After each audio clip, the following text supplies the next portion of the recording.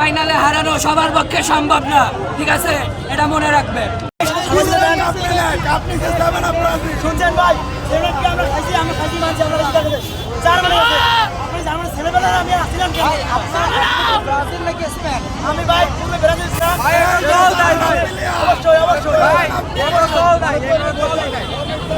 অবশ্যই আমরা সেভেন খাইছি। আমরা অবশ্যই প্রমাণ হলো আমরা খাবো ভবিষ্যতে।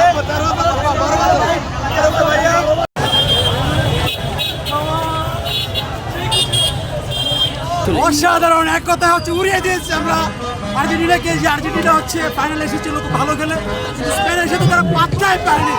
আমরা আর্জেন্টিনাকে 16 উড়িয়ে দিয়েছি। এক কথা বলতে গেলে স্পেন বর্তমান বিশ্বের সেরা দল, এবং স্পেনের সাথে কোনো টিমই হচ্ছে পাল্লা দিয়ে পারবে না। আমরা চ্যাম্পিয়ন।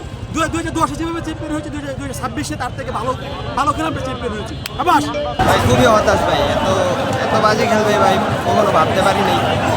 কিন্তু ভাই কিছু চান্স ছিল আমাদের, বাট ওগুলো হয়নি। মেন কথা ফিনিশিংয়ে হয়নি।